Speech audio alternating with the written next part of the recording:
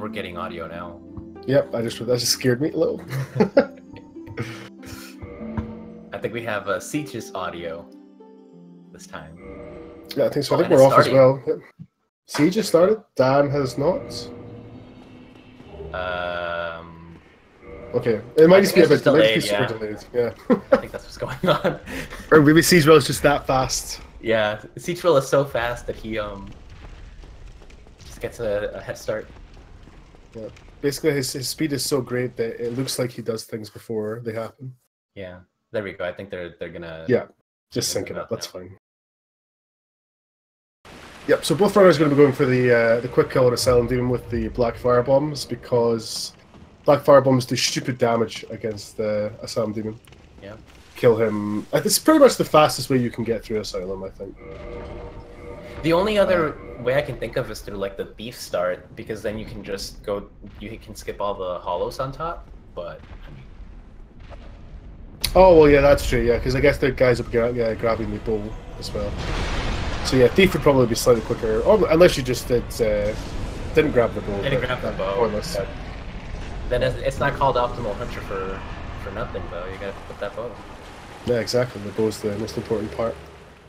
So yep, both runners are going to pick up basically all the items they can here. They're going to pick up their large leather shield, their short sword, and the aforementioned short bow.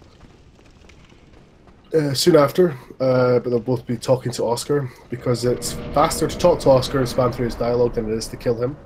Yes, very true. Unless you forget to pick up the key, in which case. Oh yeah, that's always a good one. Regrettably. So yep, they're both going to be heading up the stairs. Normally here, if you were doing like a thief start with black fire bombs, you would just go straight downstairs and exit Asylum. But because both guys want to get the bow, they have to run up these stairs and then hopefully try and get past these hollows to drop down in where you would more or less where you would usually fight the Asylum Demon. Both getting through there quite nicely, actually. Yeah, that was pretty nice. It's really weird how even they are. Oh, that's spooky. Oh, the roll just ruined it. The roll just ruined it. Damn it, Dan. But yeah. Yeah, I mean, a quick Asylum. This is pretty nice start for the both of them. It's very easy to lose a lot of time to hollows in this game, especially well, in certain areas like Asylum or even like Hollow Room, which we'll see later on. Because hollows are extremely unpredictable in what they do. Dan taking a lot of damage here, though. Yeah. He should be fine. Should be fine. Should be. Yeah. There are some hollows up here that can be a bit and they scary. can be pretty scary when they do the jump attacks, but no, he's fine. He's good. Yeah, he's and good. he gets a free heal after the quit out, so he'll be perfectly okay. Yeah, okay, so Dan is definitely doing Meal Drake. Yeah, Meal Drake. They're just gonna do the Fed bombs or the Merchant Snipe, I guess. Yep. Based Fed. Yep. Of Assassin's Creed speedrunning. Dang, did you see that synchronization too? Yeah, but Siege ruined it. Missed the bomb. Dang. Okay, and danflesh is going to get this Lord Undead Berg skip, and he's going to get for the full plunge damage and cancel. gets it. Nice. Nice. Still heals anyway, so it kind of seems a bit pointless.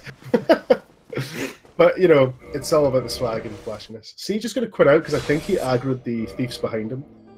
Yeah. And while you don't need to quit out, it's a lot safer to quit out. Definitely. But quitting out does lose about, like, what, 6-7 seconds? And the nice thing is, normally you want 2 firebombs for better chaos, but wait, yeah. Is he gonna go for a dupe? Unless he buys one, right? Well, he'll probably buy one from Chester later on. Okay. I assume he'll do better chaos later. I can't remember the route for. Oh yeah, better chaos is like the last, second to last boss you fight in Meal Drake. Yeah, so he'll be buying the Lloyd's Talisman, the DLC. So he'll buy bomb then. Yeah. So it's no big deal. I guess we won't be able to see the firebomb dupe in this tournament. Well, he might do. I don't know. I'm just saying that's what I would do. Yeah, if it was I me. get it. If he does, and he does it right, that would be amazing. Yeah. Just give him the tournament right there and then. Yep, so more or less clean lower undead bergs from both these players. Yeah. Siege had an extra quid out. That's all that was really the difference. But since the tournaments, or since these matches in the tournament are timed in RTA, that does actually cost quite a bit of time. Yeah, and that's kind of the problem with Mailbreaker, that even though in IGT it's so much faster, or it's pretty fast compared to a lot of other routes. Like RTA-wise, I think from what I've heard, it's only like a minute faster than Dragon Tooth. Which I mean, I don't know though. I've not heard about the actual timings on that. Yeah, which from I mean, a minute can go by pretty fast. Yep. And that could be like the mistake, like even like a small mistake in this game can cost you like a minute. So then that's made up instantly, you know. So yeah, danflesh is going to do. I think this is like a slightly newer way to kill Taurus because I've never used to see this. Yeah, I think think where you do was it 3 single hits and then is it Gunnar? Yeah, I think it's what they call a Gunnar setup. Oh my god, based Gunnar, dude. Gunnar was also the one that discovered, I guess started the revolution of Ceaseless Mirror Knight in Dark Souls 2. Oh really? Yeah, that's a really, really sick strat for 80% current patch. I don't know if it's still done. I have not watched Dark Souls 2 in a long time, but that was really, really cool. No, bringing in the Bloodborne, because in Bloodborne, like a lot of bosses, you have to memorize numbers in order to know how to kill them, like Amelia and such. Oh, really? Yeah. You just have to know where to hit, and the timing and all that, so... Yep. So both brothers are grabbing the Drake Sword here. They're just going to shoot down the dragon and basically cut the tail. We'll hit the tail 3 times, and once you smack it 3 times with the sword with the gold pen resin, you get the drop of the Drake Sword, which is a pretty powerful early game weapon. Yeah. And it doesn't really take any time. Oh, it takes some time. I think it's about, what, 8 seconds or something to get, or 10 seconds to get. It's not really a lot Something of time. about that. But it definitely saves the time back. Yeah, because you're going to be using this weapon for 2 bosses that are coming up, and the short sword cannot deal the same damage. Ooh, Siege going for the middle. Instead of going around the church, he's actually just going to go inside. Yeah, maybe he just wants to. Maybe it was raining outside. Oh, okay. So Siege is doing ESM, Mailbreaker. So yeah, he'll be going straight to Adder Londo. So I believe it's. I'm not sure in this. I've been like told different things, but I believe it's technically faster to run through the church if you're going for sense that skip straight away, or something. I don't really know why you would run through the church or why people run through that side. I think it's more or less the same. Yeah, probably. But I think because if you, sorry, on you go. No, go ahead. I was gonna say if you run through the church, you aggro the Baron Keep Knight, who blocks you on your way back to Gargoyles. So I think that might be the reason, but I'm not entirely sure. Yeah, and the good thing is that he's not too concerned about that because he's going to be fighting Gargoyles after he comes back from Anor Londo, so it's not even like a thing he has to worry about. And speaking of the dreaded Hollow Room, danflesh doing quick work of it too. Yeah, absolutely. That was like I said earlier. That's one of the places where hollows can, well, they can just straight up kill you, or they can just waste a lot of time. Yeah. So danflesh getting the move swap glitch off the ladder, and we'll see how he gets on with Gargoyles. We'll probably wait till after the fight to explain move swap, just so he's getting actually the best opening here. So he'll cut the tail and hit once, and then he'll do running attacks here, and that's going to be the first Gargoyle dead. Really nicely done. Very good. And yeah, very good. Second Gargoyle usually is pretty much a piece of cake. If you can get quick enough, and he does. That was actually a perfect fight for that. Yeah, that was a pretty nice fight. They're only a problem really when there's 2 of them at the same time, but other than that, it's pretty good. Yeah. So so move swap glitch. Maybe what is the move swap glitch? Well, move swap glitch is basically you manipulate the game. Since the bow is the only weapon you can 2-hand on the left hand slot. If you 2-hand it as you're doing an animation and then quickly swap into another weapon, you can actually fool the game into thinking that it's 2-handing the bow, but in fact you're actually 2-handing another weapon. In this case, for danflesh, it was the Drake Sword. And so you end up 2-handing that weapon on your left hand, and since there's no animations for left-hand weapons, the game takes it from your right hand, which in this case is going to be the Mailbreaker, And the Millbreaker has a really nice a really nice running attack that deals 2 hits.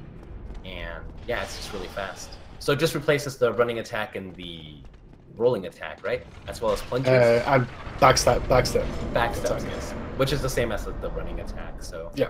So, there's different inputs. It's different inputs, dang it. So it's different attacks. Yeah. It's basically you just what is it? You trick the game into being confused. Yeah, trick the game into being confused. Exactly. That's a nice meme. I love it. It's great. So Dan's going to head down towards getting the RTSR, but first he's going to grab the Grasscrest Shield. And manages to avoid the Black Knight really nice. The RTSR is the red Tearstone ring.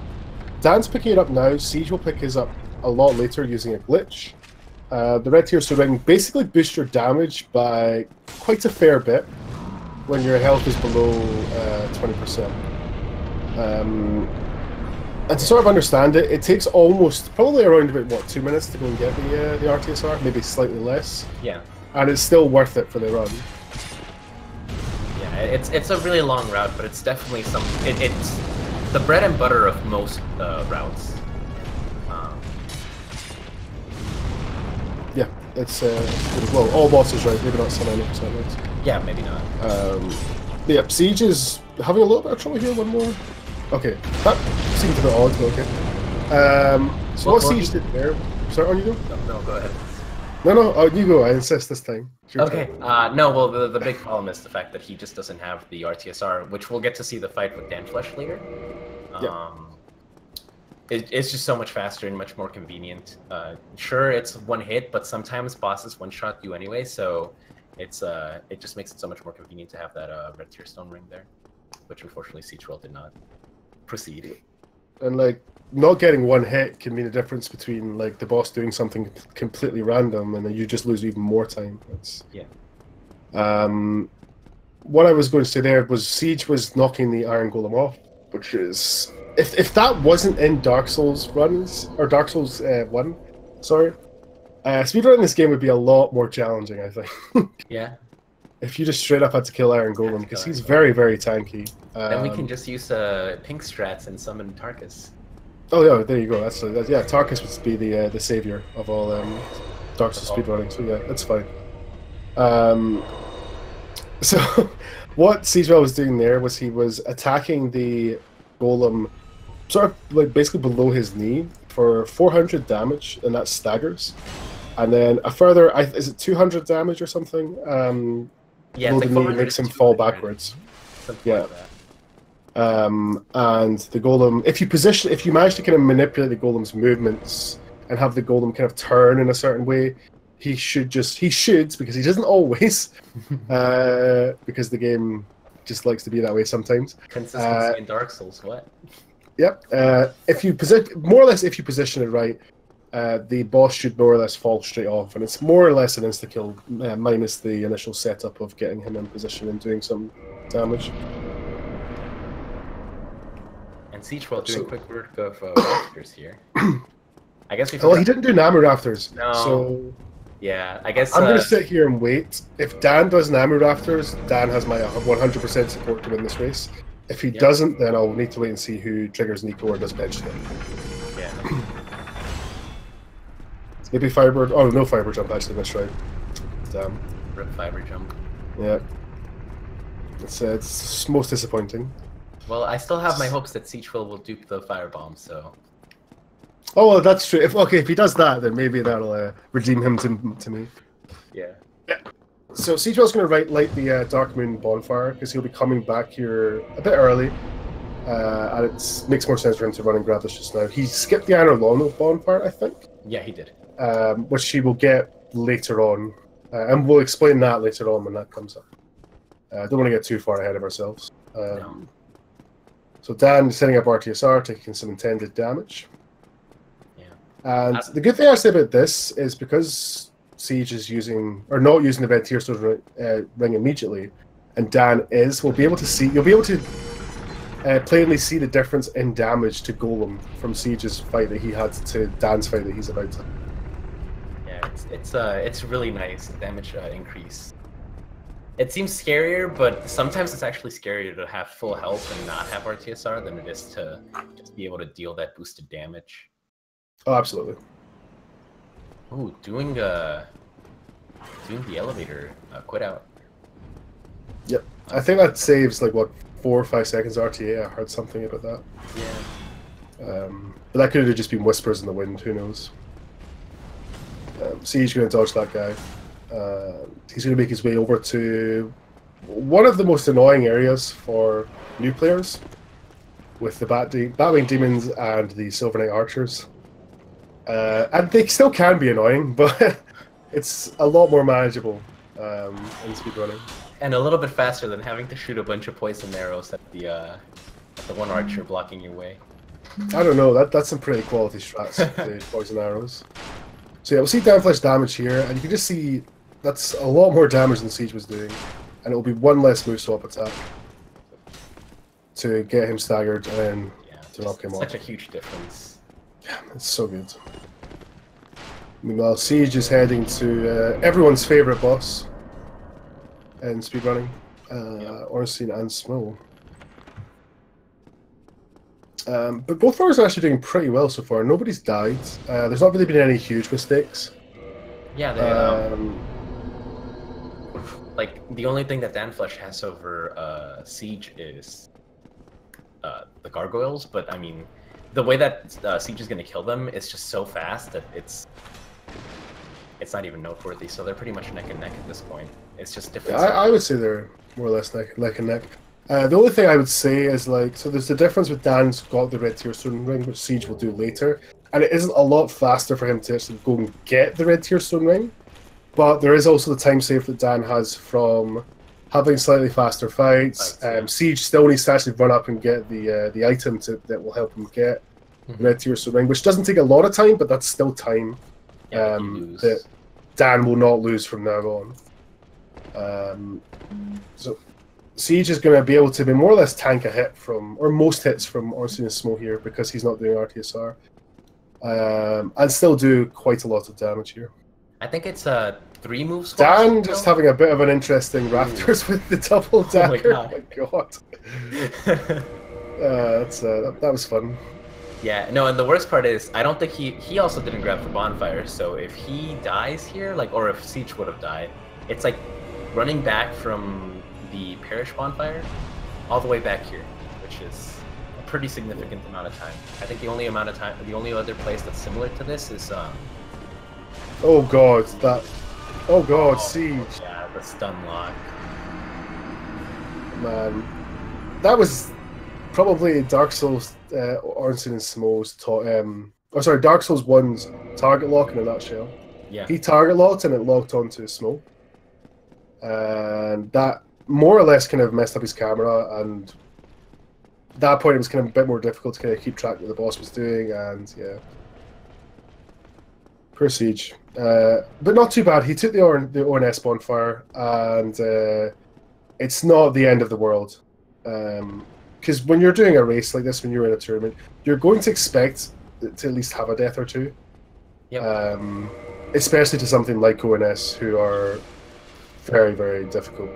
I would say they're one of the more challenging boss fights in the game. Yeah, absolutely. They're probably, like, in casually, they're like the highest difficulty spike in the game, apart from maybe the DLC.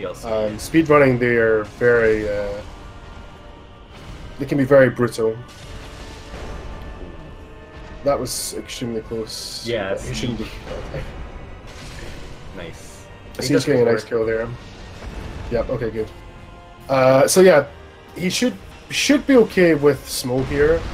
Smo's going to get staggered in one running attack, and what Siegewell has to bear in mind to do here is he cannot attack too quickly, otherwise Smo will not get staggered.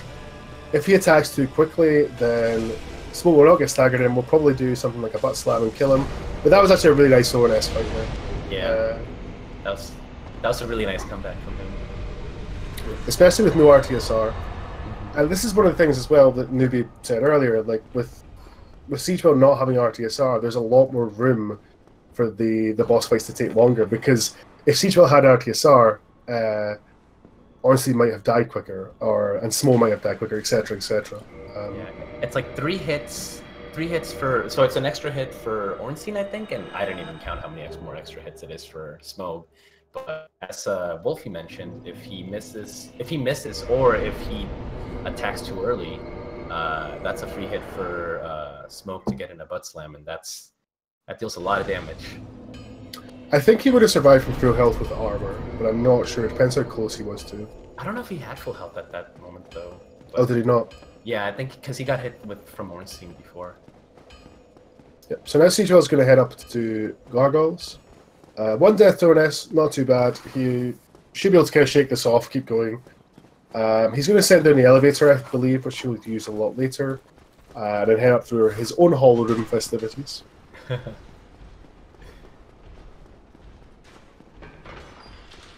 So danflesh is going to get RTSR set up, I guess. Oh, he's going to take a death. Man, Silver Knight was not messing about there. The last attack there in that Silver Knight is probably... It's quite difficult to dodge because it's slightly delayed. And I think for a lot of people, especially like even with random enemies in this game, that you might not necessarily know the movesets of them quite well. Because when you're speedrunning the game, you're more focused on learning the boss's movesets. Yeah. So like slight delays and attacks can be really, really like devastating because they're so difficult to attack. No, to dodge. Sorry. Oh, no, it's fine. And it's really funny because some of them. Oh, he didn't dupe the bone. Well, that's gonna make things interesting. Who didn't? Dan? Dan. Yeah, he used the bone instead of duping it, I think. I guess he just takes the Princess Bonfire. Yeah. I mean, it's not. You get a bone a little bit later, so it's not too much of a problem, but it's just a few seconds of time. Well, he'll get a bone after Stray. So. Stray, yeah. So he's fine. I guess he'll have to take the Princess Bonfire here, and then warp to the Dark Moon. Yeah, Dark Moon to go and fight Gwendolyn. So he's sending up his RTSR here with a bit of a hit. Siegewell just destroying Gargoyles. That's what Dragontooth does. Yeah. And we'll see how Dan's fight goes here. So yeah, depending on the opening of this fight, and I always firmly believe that ONS is 100% about what opening you get. If you get a good opening, you can. Okay, Ornstein's being a bit weird. Okay, you can. Okay, nice kill there. Should be able to get hit. There you go. Good. Very good. Yep, I just had to like get away a second there. It's a bit scary. Yeah, you don't want to. Oh my god, that jump! Oh my god! Okay, Dan. Dan, please just calm down. It's fine. That was a little scary.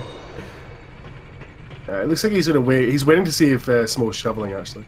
So yeah, and like depending on the different openings you get, you'll see like the like all the runners do different things. Like lightning opening is generally a quit out. Yeah. Although you can deal with it, but it's tricky. It's just not worth it for the most part. No, it is funny though. Like that's one of the big things you got to learn is like go to the right if he's just walking. Go to the left if he's and it's just little stuff like that that slowly you'll have to pick up on as you learn the runs. But yeah. danflesh killing, I think that was his first try too, right? He only died to the Silver Knight, really. Yeah, he died to the Silver Knight, but yeah, his fight was pretty good.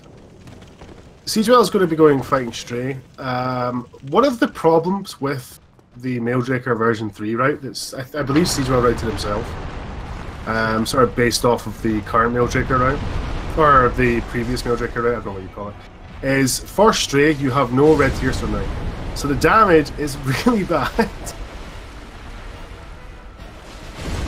Because Dragoontooth does not do a lot of damage to Stray Demon. Yeah, and it's a +0 weapon, and it's just.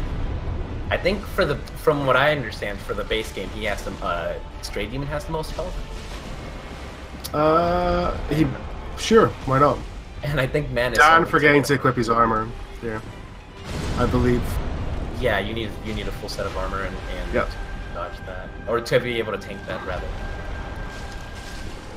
So yeah, Siegewell actually going to clean up Stray. Just a very super long fight. Dan was actually fighting Gwendolyn there. Unfortunately taking a death. We were kind of a bit more focused on Siege there. Siege should. I believe Siege is going to do his parry strat here. By the way, he usually does this. Oh, is this? He's gonna. Is this some It's pretty flares? cool. Yeah, he's gonna parry and then Nice. bone it. Yeah, it's pretty swag. So what I was saying earlier with Dan not having enough armor on is with wait, what? His items are in the wrong order. Is he moves? Oh, I think he was on to his. He wasn't on his. Yeah, okay, I see. I see what the problem was. Yeah, he was jumping down, I think, right? No, he accidentally opened his S stock and it was going to his Drake sword, and I was really confused as to why he was trying to move to Drake sword. So Dan's now put on his armor, so he should be fine. Because with Gwendolyn, because you took the Dark Moon bonfire, there's not really a good setup here. So what he's going to do is take a sprinting attack there, or attack. He's going to take damage while sprinting and blocking with full armor, which will basically put his health into a low enough range for RTSR to allow him to, I believe, get the one cycle. I don't think you can without it. And he's waiting for this arrow attack, which he gets, and he's going to, yep, should kill Gwendolyn there. Okay, not too bad a death. A bit unfortunate, but it's not too bad. The only And again, he's going to have to run up to the bonfire. Bonfire here, yeah. The only thing that sucks is that he did have that extra warp because if you die here after killing Guinevere, you just get warped back to the Anor Londo bonfire. Which Plus is as well. Oh, yeah. sorry. Oh no, go ahead. I was just going to say, plus as well, you can also, this is what I said earlier about the reason it didn't take the Anor Londo bonfire is, preferably you don't want to die in these routes. It's more sort of if you get to Painted World, and after you've blown back after leaving Painted World, your bonfire is set to Anor Londo, even if you've never taken it in this playthrough, so you'll automatically go there. It's just that 200 IQ routing that, yeah, it's pretty sick. yeah. No, that's so really Dan's cool. now heading to his own Stray Demon. Yep. And we're going to see just a huge difference in damage that Dan is going to deal because he does have that RTSR, that Siegewell. It's actually going to be picking up as we speak. Because you pick up the item here. Which is Yeah, he's going to pick up the Red Sign Soapstone. Soapstone. That's difficult to say fast. And I believe, I actually never saw him earlier, but I believe he brought 999 pikes from Andre.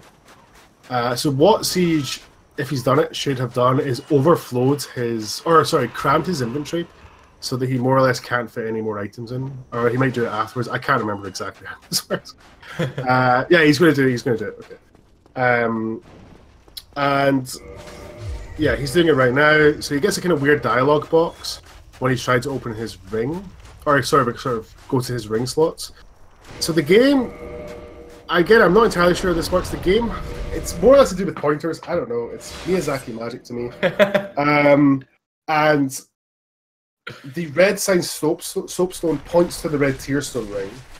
So he tries to equip that onto his ring slot, but because you can't wear the red sign soapstone as a ring, it automatically equips the red tearstone ring because that's what that value points to. Yeah, it's like my understanding of it. It's my understanding of it, but it could be wrong. I'm sure like Camille's sitting there like, this is not right. How dare you? I like Miyazaki magic better though. That's a great explanation. Absolutely. So now Siege has the red tearstone ring, which he never went to go and get, and he's going to use it to kill that undead dragon, get the dragon scale, and now he's going to kill the fluffy-tailed Priscilla. With manly strats too. Yep. He's using the arrow to basically track her movements because she goes invisible. So walk behind her. Oh, Siege. Oh my dog. That's actually a pretty. Yeah, that's a long death. I think that sort of brings them back up to even. Yeah. Because I think Siege was slightly far ahead. Or the only thing is, I don't know if he's killed Gwendolyn. Siege? No, he hasn't. So yeah. That might actually put Dan ahead, depending on Siege's RNG. Yeah, because danflesh here is approaching Painted World himself. Yeah.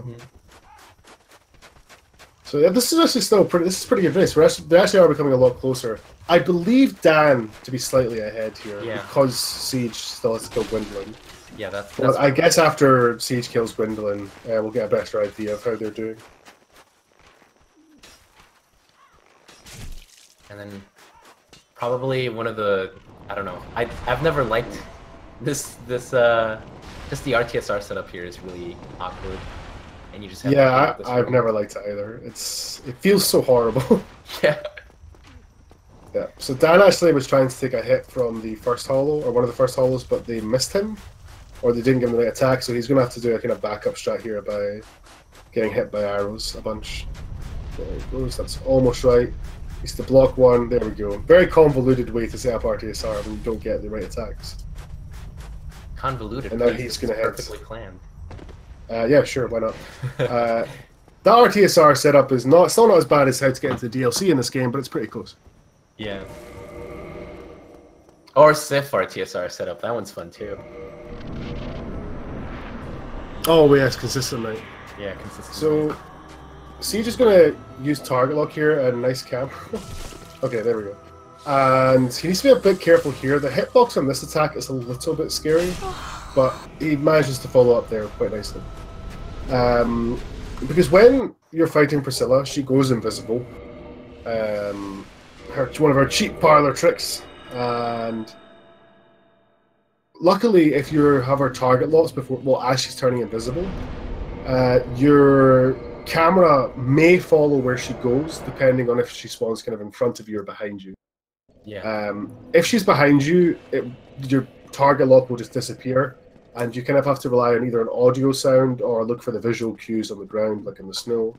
Or if you shot her with an arrow, you can track the arrow. Another really nice way of doing it is Dan also taking a Dan death also- to Priscilla. Priscilla claiming names today. Damn, Priscilla's taking no prisoners. So I guess that puts Siege back in the lead slightly. Well, it depends. We'll see how the RNG for nice RTSR setup, by the way, from Siege. If this is a follow-up arrow attack, this is perfect. Yeah, this okay, is it's holding so all mess. over. I'm sorry, Siege. It was my fault. It's my fault, Siege. It was me that did it. I'm just going to stop talking about Gwendolyn. Unfortunate death for Dan. Yeah. But, oh my god. Great. Managed to get a double attack there.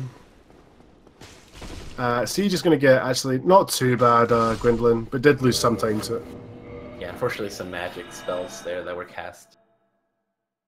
Yes, Gwendolyn has more or less only one attack that you can really approach her on. Well, no, she has... You can approach her technically in all three. One is very dangerous to approach her in. The other two are pretty much fine to dodge, but when you're actually getting right up to her to go and attack her, you want to wait for the arrows, because it gives you one of the longest times to attack her after she's used it, and also if you attack her after arrows, she becomes staggered. Yeah. So, or he becomes staggered, sorry, whatever. They become staggered. Yeah, I don't know. I always say she, it doesn't matter. Gwendolyn always becomes staggered, and that's really useful, because if you don't kill Gwendolyn, Gwendolyn disappears and is... You have to basically run away all the way down again. Yeah. Which Basically, can like, take a long time. I think the warp animation gives her like infinite poise. So Yeah. yeah. But Siegewell coming in for the Darkwood Garden section. Another big thing about this area is that you just want to take care of everything, because you can't warp to this bonfire, and running back to it is like what, 2 minutes, a minute, about. Yeah, it's about 2 minutes. Yeah, so it's a pretty long walk, so you just want to make sure you don't grab any bonfires in between this area. And this is the area that leads to the DLC later on, so it's a pretty significant bonfire, and it's unwarpable, unfortunately, so. Yeah, that would be really nice if you could warp to it. That would, like Seath would be, you wouldn't have no fear, basically, in the Crystal Cave, because just grab the bonfire. Oh, why would you grab the bonfire for Seath? Seath is easy, dude. The way to Seath is the problem, though. That's fine. Just don't get cursed. Yeah, or get the crystal, or do the crystal fall control. Yep. Oh yeah, that's good. I never saw it. I fail. I don't. Yeah, definitely clip that so we can see. Apparently, Priscilla was next to the roof. Yep, so Siege is just going to equip his armor and his dragon tooth here and take a fall to and do a sick plunge attack. Time is rolled correctly. Oh, No, he's he got has fall fall control, so he Yeah, doesn't have to silly worry me. about that. Damn dirty magic user. And he's gonna do this really cool strat for killing Hydra. He's gonna shoot one great heavy soul arrow ahead, shoot one more at the kind of base or the body of Hydra, jump attack one head, and he's gonna start moving in this direction because the heads are gonna become close to him, and he can just jump attack this last one as long as he doesn't miss. He got it. Yeah. It's it's a really cool setup for killing that guy. And he gets the Duskcrown ring, which is extremely useful in speedrunning, but not for the providing extra spell uses. Yeah, because it halves your health. That helps with a lot of setting up RTSRs. Yeah, it's really weird. I've never seen anyone actually use it for extra casts. It's always for that half health. It was used in Grapple Mage. I believe you used it to have extra soul spears for. This is quite a while ago, obviously, because we're talking about Grapple Mage. Yeah. Unless it's me we're talking about, or maybe Pink. Pink is something just Grapple Mage. And you sometimes use the soul spears to have extra ones for killing Seath after you kill the golem, and also for killing Manus without taking the bonfire after you got the crest key. You could do that as well. Well, the thing is now you have quantity storage, so you can just buy 999 soul arrows and 999 soul spears. So. Oh yeah, you totally don't need to do that. It's just I just remembered that was a thing at some point. Like back in the day. Back in the day. Yeah. And danflesh not two-handing here, unfortunately, so he's going to have to wait an extra cycle here. He's to be a bit careful because Hydra can be a bit unpredictable, but he's alright. Yeah. You can block their head attack, but I think if you get hit by more than one head, it completely drains your stamina, and if you get actually hit by the Hydra, that's a one-shot because you're so low. Yeah, especially because the Hydra attacks can sort of like curve round, and they can kind of get behind you. Yeah. And that can just kill you. And here we come to the fun boss of Dark Souls. Probably one of the most iconic bosses, I think, of Sith. But he's super annoying in speedruns, and we want him to die, so hopefully he dies quick. Yeah, no sympathy from us. No, absolutely not. Absolutely not. He rolls around, or sorry, he jumps around a lot. He only rolls around when he's dying.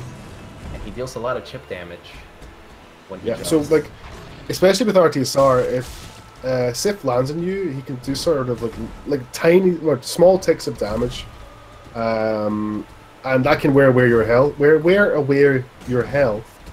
And eventually just end up killing you if you get kind of unlucky with it. But Siege actually having not too bad a fight. Yeah, that was a pretty Sif was a little bit uncooperative, but at the end there, yeah. But for the most part, that was pretty good. Yeah. And Dan getting his RTSR set up, he's going to head over to Sif as well. Ooh. Bandit wanting blood. I really don't like that fall control cast there. I even saw Camille do that. I despise it. I think it's I hate it. I think it's so unsafe, and it wastes time because there are ways to take those falls without taking any damage. Yeah, you can actually like kind of walk off there and land on the railing, and you don't take any fall damage there. Yeah, and you can take a drop here and not take any fall damage. I think it's more to the left, right, on the cliff there. Yes, yeah. There's a bit on the left where it's kind of a raised part of the ground. Quit out? Oh yeah, he quits out for. I forgot that danflesh quits out for Sif. What? Or something. I don't know. He always does a quit out. Okay. So yeah, you're gonna see Sif kind of be distracted by the door being open, rather than the guy with the big weapon there. So he's gonna just turn around and just. And then he does like a weird moonwalk. Yeah. I guess that allows it so that hit doesn't. It just gives him a free hit since I guess that hit doesn't hit. I guess so. That's kind of cool.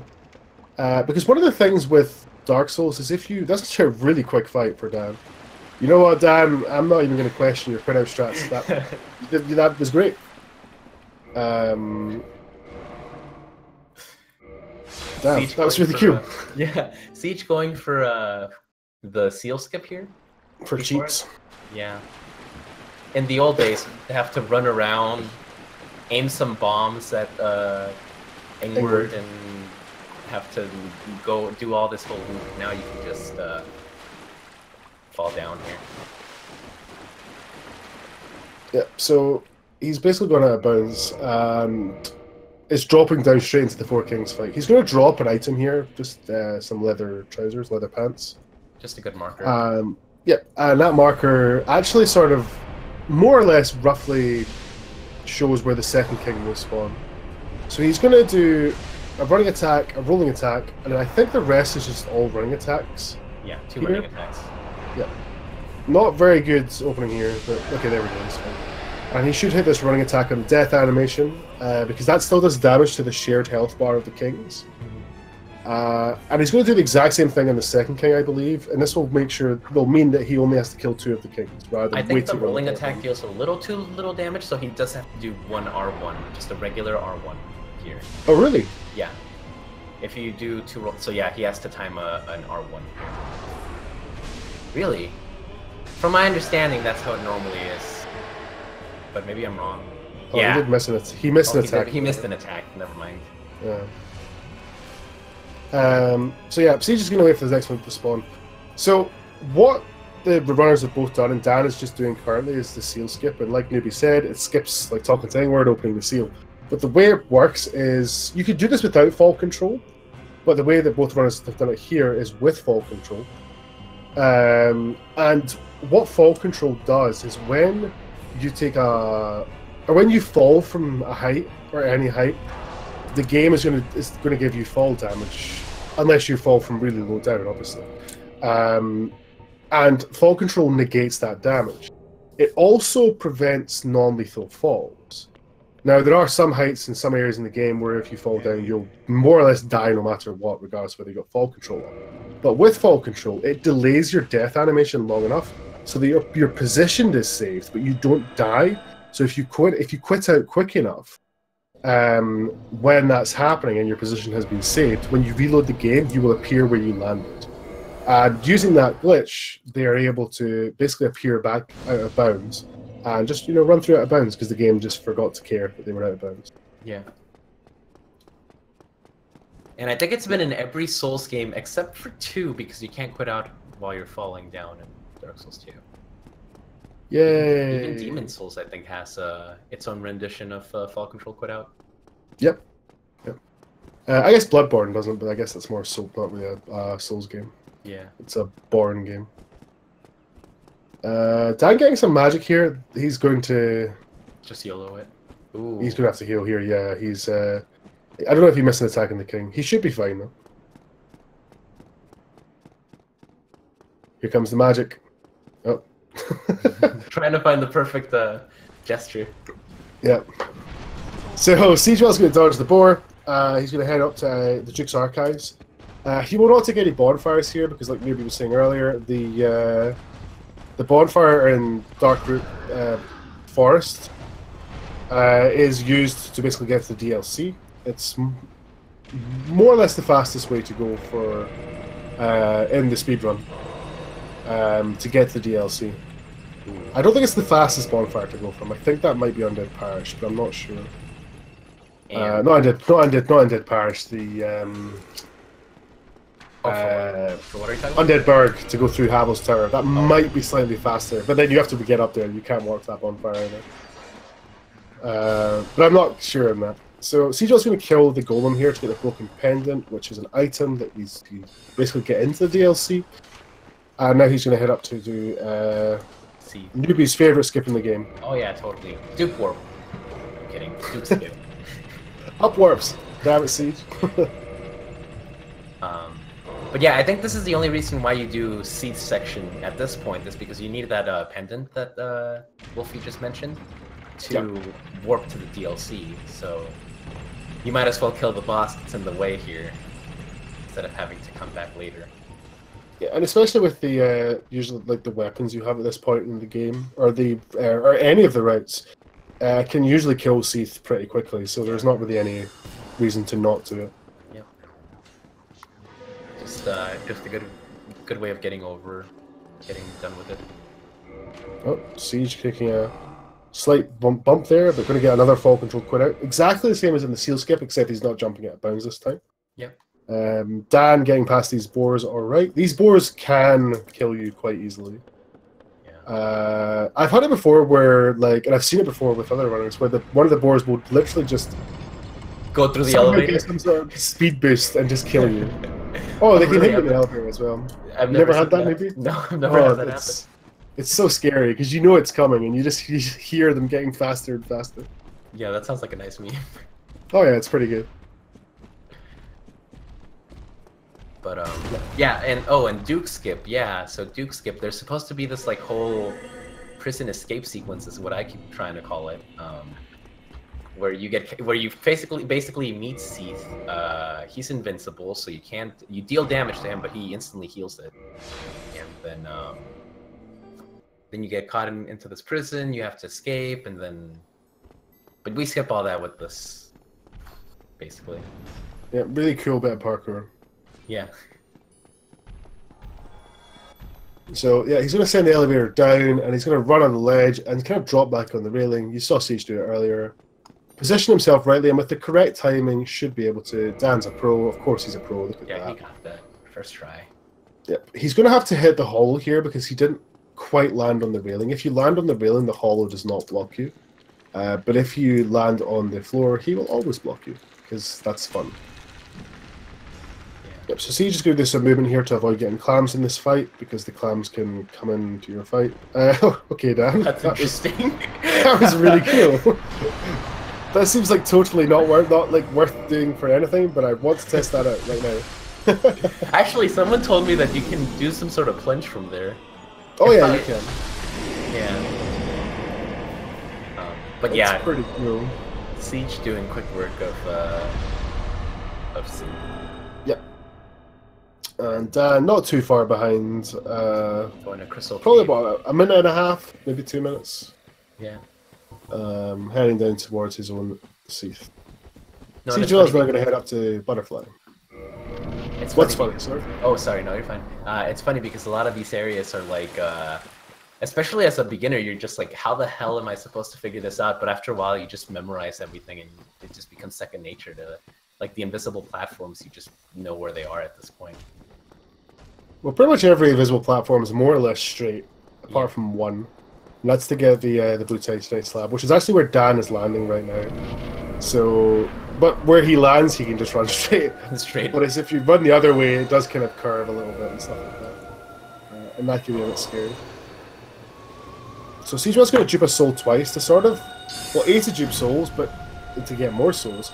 But he's going to more or less try and time when he can actually start fighting or attacking Butterfly, because you can't actually attack Butterfly right away. Or you can, but it will just do nothing. Yeah. The biggest... Oh, Siege! I saw the timing, I saw that. That was unfortunate timing on his roll. Just a little bit too early there on the roll. This gives Dan a good chance to catch up. Yeah, like, we'll probably get to see it again with Siege, actually. The tail kind of flutters whenever you're actually able to deal damage. It's really interesting. Yep. So Siege might actually still dupe souls, though, just to keep his timing down. I do that all the time, and I've seen other runners do that all the time. Where, like, if they somehow die on Butterfly, they'll usually dupe the souls just to kind of keep that consistent timing down of what they're used to. He might not do it. He might just YOLO it. He might just be fine with it. No, he's just going to grab his thing. He's going to use proper jester strats. Nice. I can imagine Siege is super happy right now. So you'll see this kind of wee flutter. There you go. Yep. And start attacking.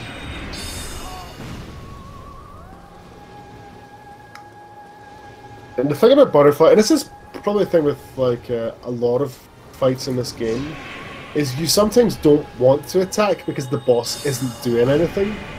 And you know that when you attack, the boss will instantly start doing something and will kill you. Yeah, this game has a lot of, like, reactionary enemies, I guess is the best way to phrase it. Where, like,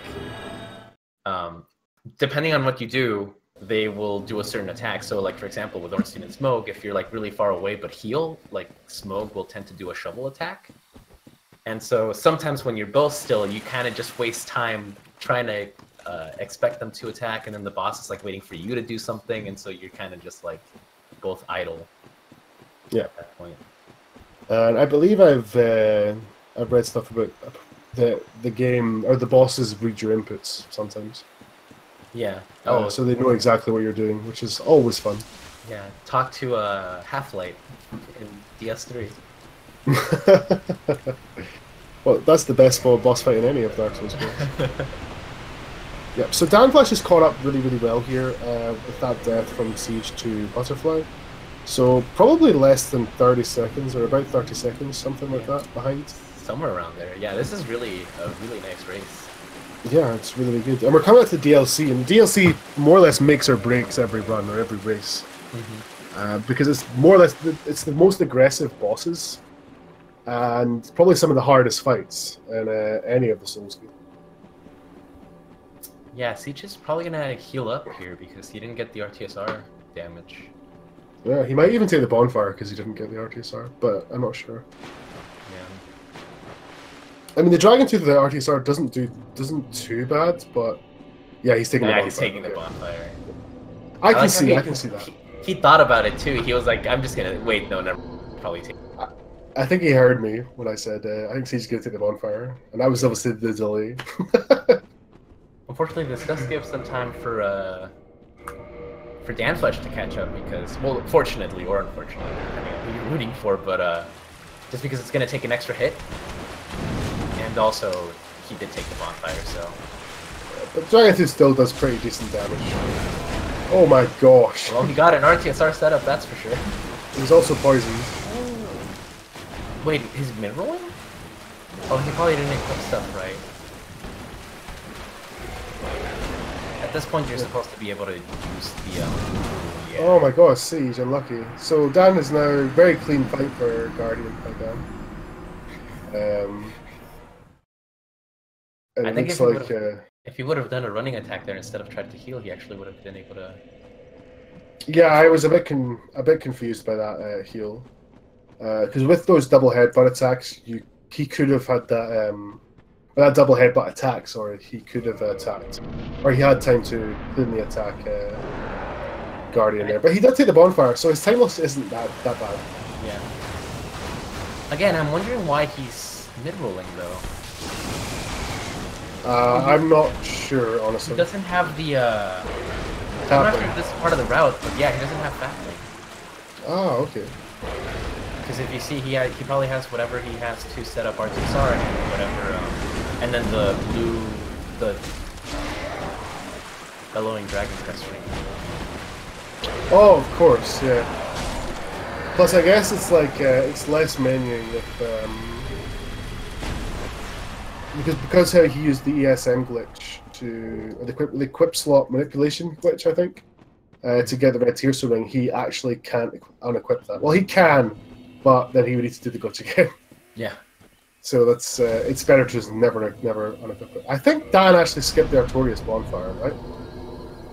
I didn't get. Yeah, he did. Well, he still has RTSR, so he must have. Yeah, he must have. And he's going to do the based Stennis setup, get it first try, of course. 100% consistent. Yep, 100% consistency. To basically skip a lot of Royal Woods, and he's going to talk to Chester, buy some Green Blossoms, Blood Talisman. Hopefully Siege remembers he only has one bond. Oh, Siege actually equips the Tapring just now. Maybe he just forgot about it. Yeah, because you don't need the you need it for Butterfly, but after that, oh, that's why he forgot to equip it for your after Butterfly, because he probably needs it still after because of the Butterfly with it and not having to take away the ESM as you mentioned before. Oh yeah, that's true. So and Dan's good looks very nice. He broke it. He broke the ring. Okay, that's a little bit confusing by Siege. Meanwhile, Dan getting a very clean fight against Artorias, which is really good. And he did because he did skip the bonfire as well. Running back from Darkroot Forest. That's like 5 minutes at least, right? Yeah, it's honestly it's about 5 minutes. And look at that. Base Dennis set up 100%. 100% consistent, man. Siege doesn't have RTSR here, so he's going to send this elevator up. I'm not sure if this is faster. I think just dropping down to where where you go down to trigger Calamite is faster. Yeah. But maybe I'm wrong. And Dan's going to head over to trigger Calamite so that he can basically enable something later on after Manus. Yep.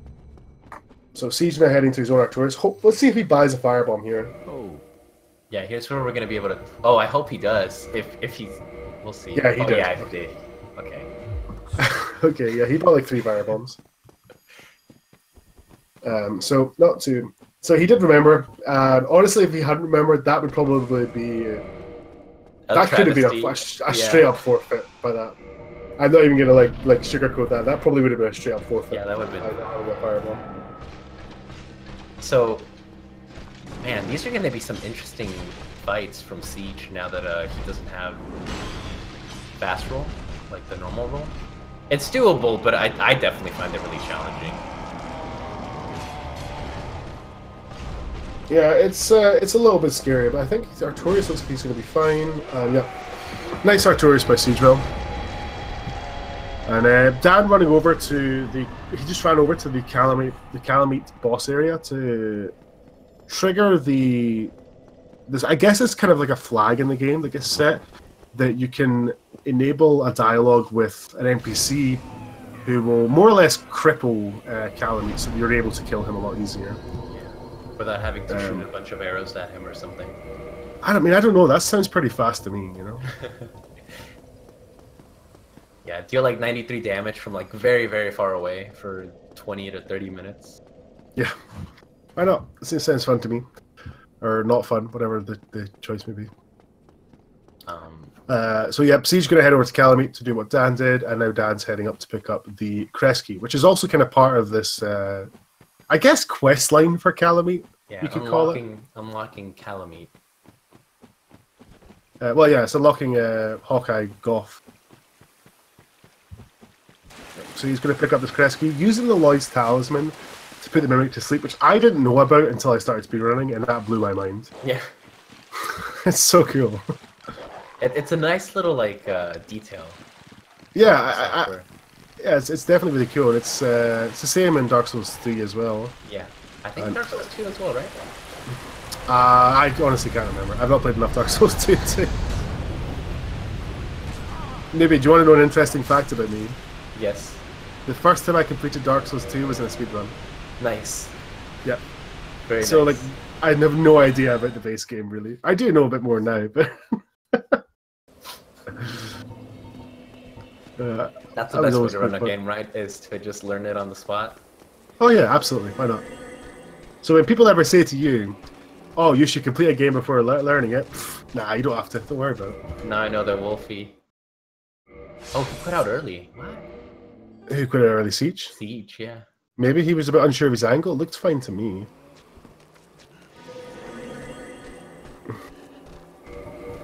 I think this should be fine here. Yeah, he's got that. Yeah, he's got it. Because with these fall control drops as well. Let's get back to Dark Souls 1. When your position gets saved, if you're on an elevator, your position actually doesn't get saved, and you will be sent back up because the elevator does not count as solid ground.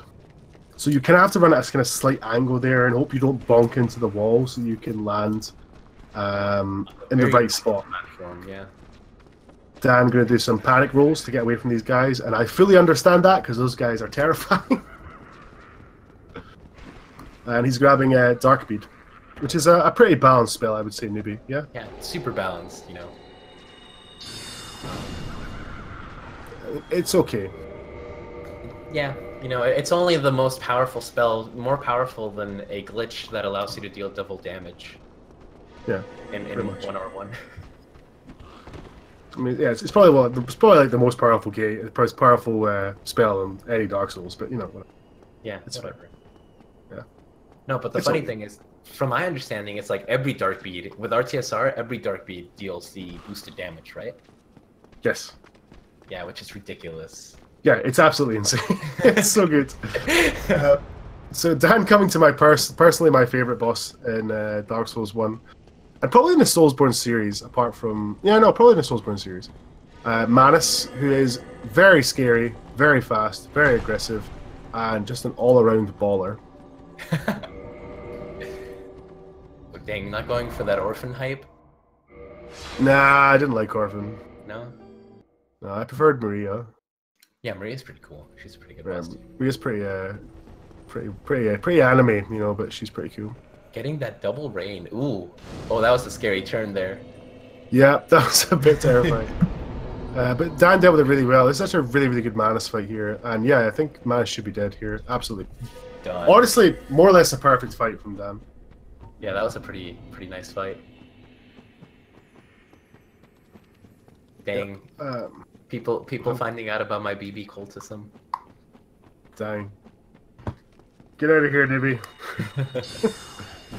I can't really say anything. Like, I speedrun other games that aren't Soulsborne. This is we're like the foreigners of Dark Souls 1. Although we have both done Dark Souls 1 speedrunning, so it's not too bad. So Siege heading down to Manus, going to use Hidden Body to basically avoid these. Sorry? Are there other games outside of Souls games? I never knew that. Nippy, we'll have a talk after, and I'll blow your mind. Okay? I hope that sounds good. Very good. Yeah, cool. So Siege is going to do the Fog Gate skip here, judging by his ring setup, which he is going to do. This saves a little bit of time. He's going to sort of more or less jump out of bounds. But like the Four Kings fight, if you fall down into Manus's boss room this way, you don't take any fall damage, and the boss fight just starts. It's a little bit closer than that dodge, but he's fine. Yeah, it's a little bit scarier because Manus doesn't have that. Because of the cutscene, he does this weird roar normally, but I guess when you do the Fog Gate skip, he just instantly goes for it. Yeah, he doesn't like you coming in. He doesn't like you coming in through the window, only the front door. Yeah, exactly. So he gets really annoyed at you. And then danflesh finishing up the side quest to open up Calamine by talking to Goff there, I guess. Hawkeye. But and now he's gonna go fight Whoa! Ooh. Oh, that. Wait, what? Yeah, mid roll. How did that miss? Wait, how did one miss? I think he hit it. He must have just missed an attack. He must have just been a bit short on one of his attacks or something. Because that looked like, for some reason I thought he killed Manus there, and then Manus just did a combo. So that's really a shame for Siege. That's a pretty hefty time loss, I would say. Yeah. Yeah, running back to Manus takes a bit of time. Yeah, and I think it's a lot more difficult as well, like you were saying with the mid roll here for Siege. Oh yeah, I found that out the hard way. Because the rapier is 1.5 units compared to the Mailbreaker, which is only 0.5. So I actually made save files with the rapier and found out that you need 25 endurance instead of 23 or 22. Oh yeah, it's completely different. And even these small differences can be like really alien to runners. Especially for Siege, I assume his save files are. Oh, that was a very nice dodge by danflesh. His save files are going to be unlucky. Clipped by Calamine. I was about to say that was a really scary dodge too underneath the. Yeah, on the flying charge. So this actually bodes well for Siege. Dan taking that death. It kind of puts them back even again, I would say. Or back, well, maybe not even, back where they were before Siege had the death. Before Siege died, yeah. I would say that. So we'll see what Manus is doing. Just swag walking a little bit now. Yeah, going in for some. Siege doing some nice. Oh, unlucky Siege. I think he went a bit too YOLO there. I feel like he was trying not to dodge that. That was really a shame because Siegewell actually showed some pretty good courage there to do some attacks. That was a really nice fight for the most part until that unfortunate. Yeah, it was a good run until he made a mistake, sort of thing. That's usually what you say. Oh, it would have been a great run apart from all the time losses. Hey, that's what I say all the time. It would have been a sub The 90 world if it record. wasn't. Yeah, would have been world record if If I hadn't made a mistake. I... Yeah, so both runners taking a death here, and or another death for Siege, but I think that stands. What's he died like 3 times now, 4 times? Well, he died. He died to Priscilla. Yep.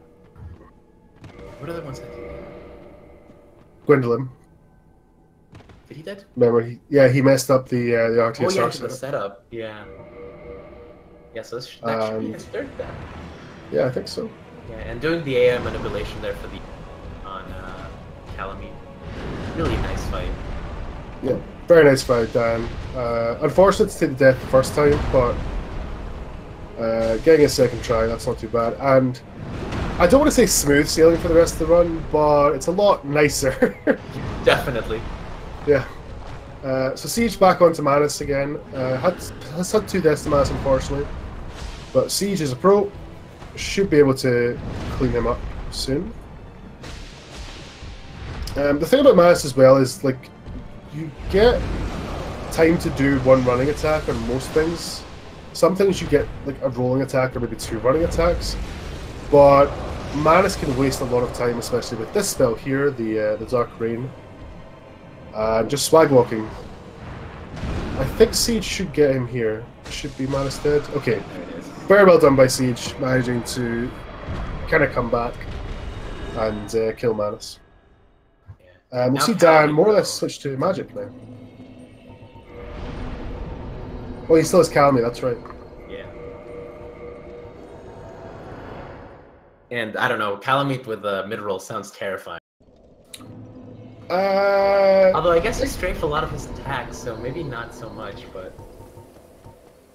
Siege is a pro. Yeah, Siege has got this. Yeah, he's fine. So he's running up to the Hawkeye, yes, the Hawkeye, to basically trigger one of the best, my favorite cutscenes in the game, where the blind giant archer shoots the dragon at the sky, but unfortunately we don't get to see it. Yeah. There should be a category that particularly lets you watch this cutscene. Yes, just that cutscene. The rest of the cutscenes or whatever. You can skip every other cutscene except for the cutscene.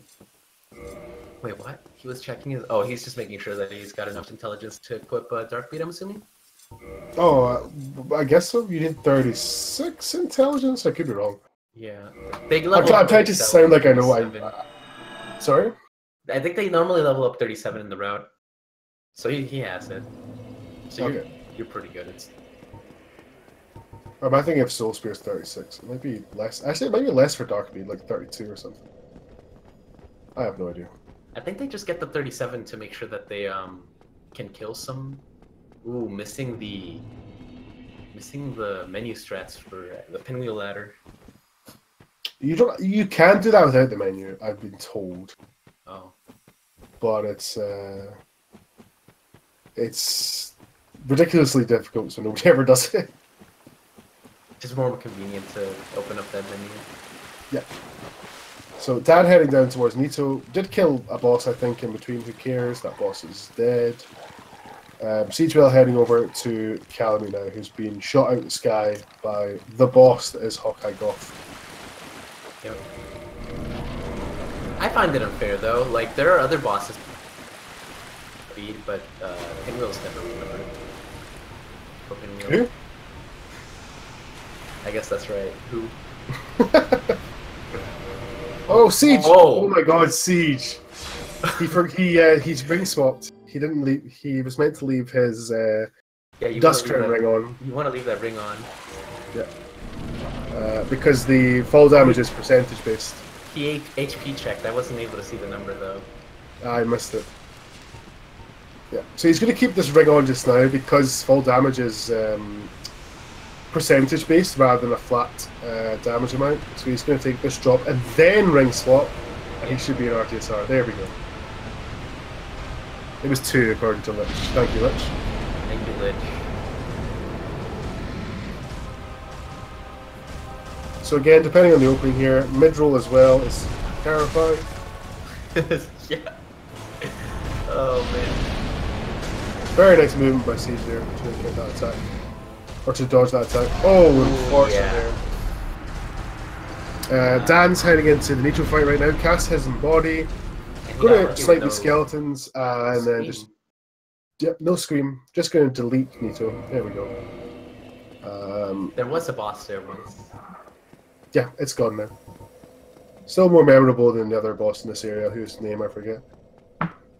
That attack there by Calamite is deceptively fast. It looks fast, but it's faster than it looks.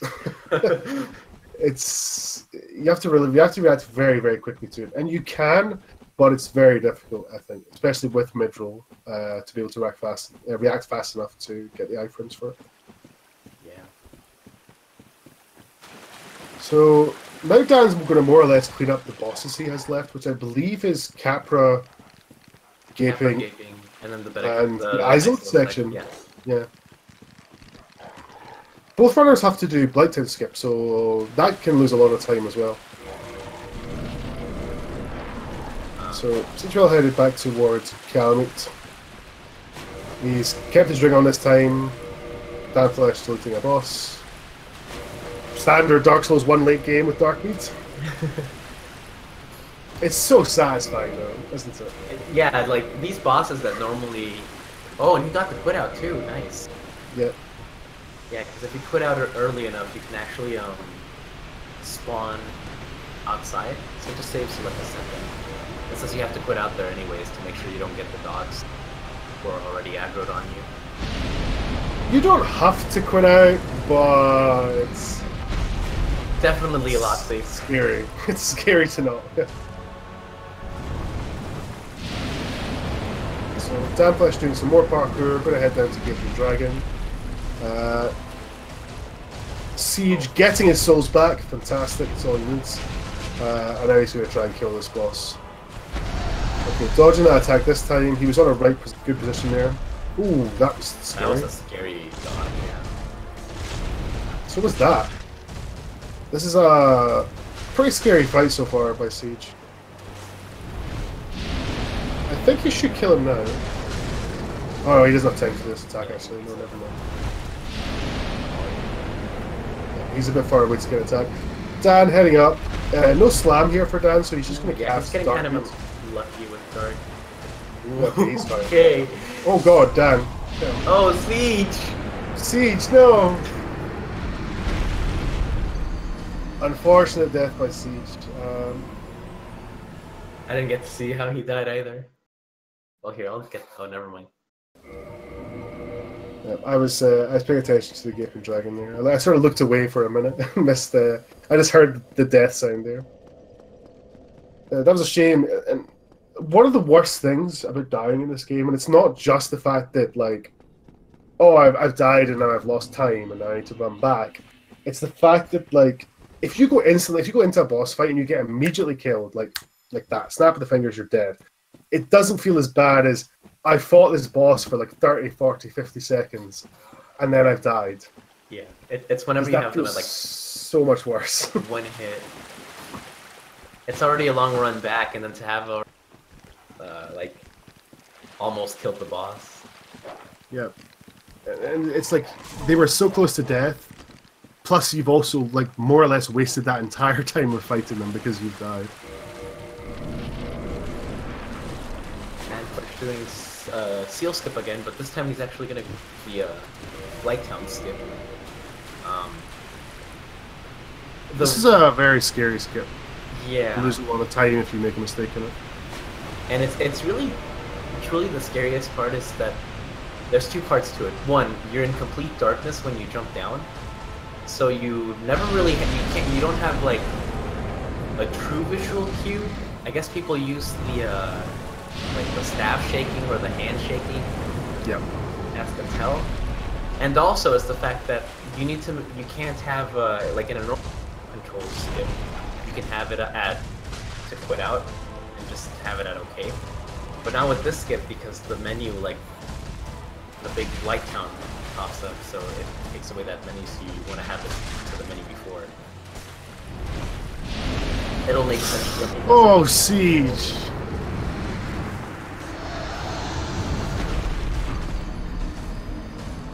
unfortunate again. Death there by Siege. I think Siege has had a bit of a Dan getting Blight didn't skip first try there. Yeah.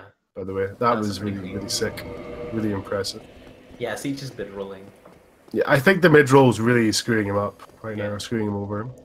Yeah, because Assassin has pointed out that he did accidentally break the fab ring. Siege just shooting Kieran in the head because why not? We'll see Dan head towards Quelaag. More or less towards the end of the speedrun because he did the Sens Gate skip earlier, which I don't even think we explained. No, we didn't. Yeah, but Miyazaki magic happens basically. That's all you need to know. Yeah, if you're really interested, there's what, like a billion other runs that explain Sens Gate skip already. Yeah. There's so much stuff going on in this game. It's just something that got missed.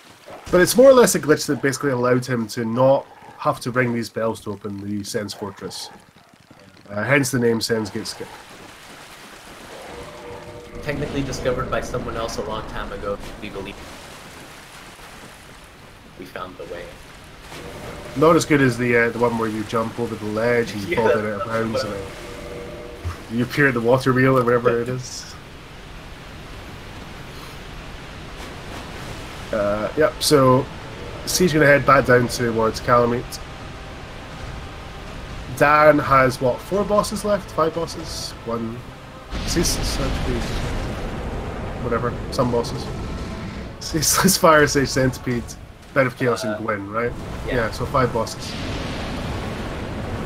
I think he accidentally broke it because he was supposed to equip the other ring first, the Dust Crown ring first.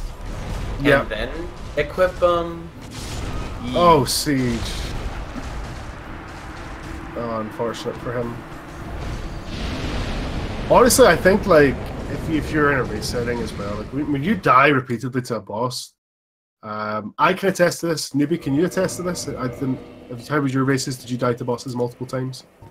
I mean, yeah. I mean, I failed Moose Swap during my race. I lost. To Moose Swap. It's totally natural. It just.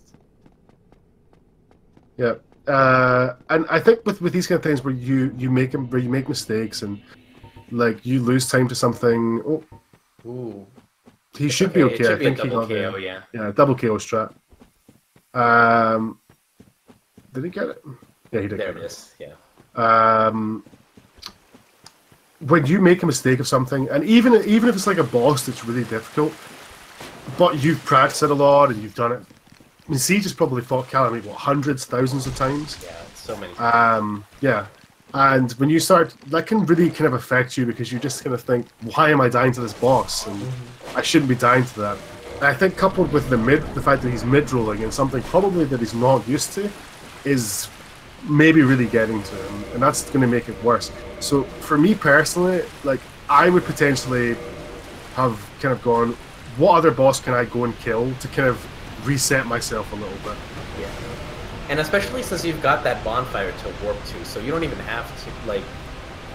Something similar happened in another race, but fortunately with the Calamitous, if you do have that bonfire, you can just go back, so it won't make the run any longer if you just want to come back to it later.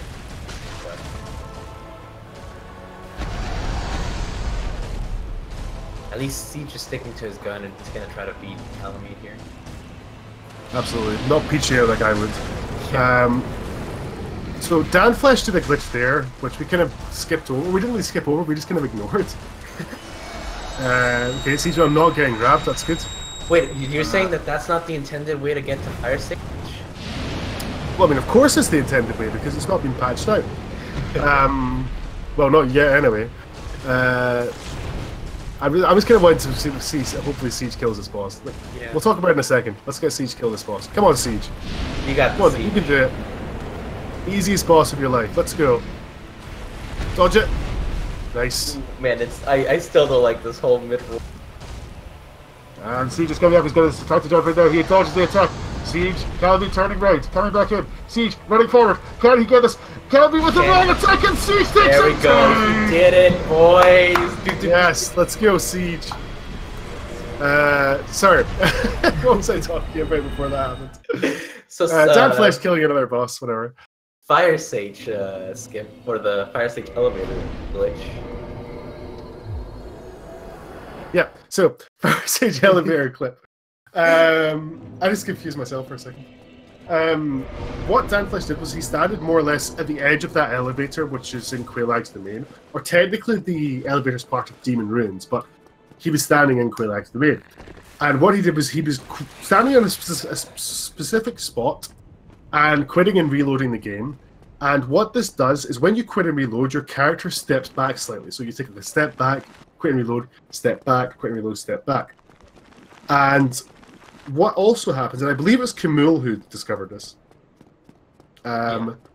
is that because the elevator is technically considered part of Demon's Ruins, or Demon's Ruin, it loads like a split second after the Quaelag's domain. So when you're stepping backwards, there'll be a point where you actually just fall through it.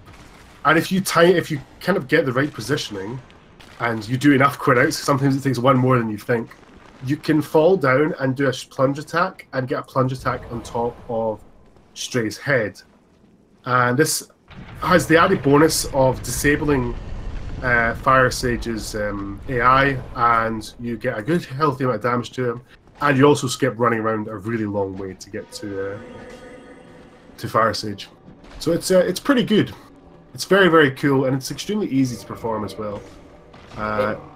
Yeah, it's just very fortunate that everything, like the stars, literally aligned for Skip to work because, as you mentioned, the elevator has to load like a little bit before or a little bit after you do, and everything else loads, and then Fire Sage has to be literally below the hole. If he was like a little bit further away, you would just take a death there, basically. Yeah, you just fall straight to your death. Yeah. So Dan heading towards basically the second last boss of the run. Siege deleting a boss. So Dan's going to do a setup here. He's going to stand in a sort of specific spot. A lot of runners have different setups for this, which is really cool. And he's going to sort of aim his bow and throw these bombs in a specific spot. Doing the wrong way of going left first, you always go right first, because if you miss, it's easier to get the left one. That's very interesting. I never realized. Oh, is that why the order is there? Right and then left. Well, it doesn't really matter. But if you mess it up, it's a lot easier to get to kill the left orb than it is the right. That's just my opinion, though. And yep, getting straight through, killing that bug thing is chaos. Yep. Very nice. And I believe he's just got Gwyn left. So yeah. That's at the end. Dan can still die a lot. He can still mess up. It's possible. I've seen it. Yep.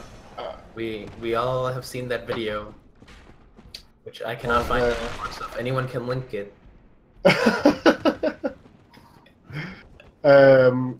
Meanwhile, Siege has still got Nito, Capra, Gapping, and all of the Isolith. So he's honestly probably, what, like 15 minutes behind? 10, 15 minutes behind? Something like that? Yeah.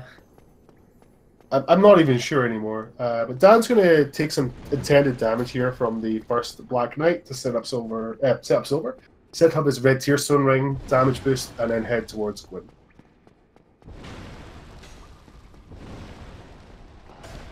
So we'll see if this Black Knight can be cooperative. Sometimes he isn't, and you want a very specific attack out of him to set up your RTSR properly.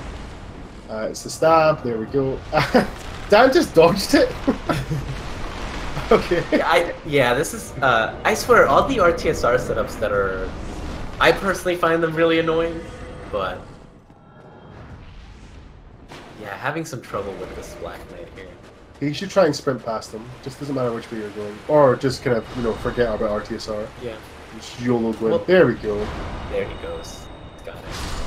And Siegewell doing a textbook neutral there, no screams there. Very, very nice. Make sure he doesn't bone out too early. There we go. Waiting for that little bit of sparkle, which signals that you can bone him. It's really nice how in Dark Souls 3 they actually gave you like that bong sound so you can make sure that you bone out on the right time. Yeah, that's pretty good. But that's the only good thing about Dark Souls. No, I'm kidding. Wow. I was just kidding. I'm not really, but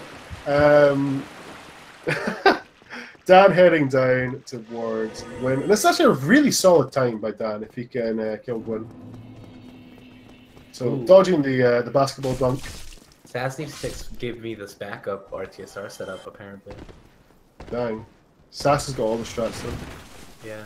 And Dan running over, get his parry, and that should be a big win. And GG for Dan. Very, very nice run. Yeah. Siege making quick work of Capra there and getting the quit out, I believe.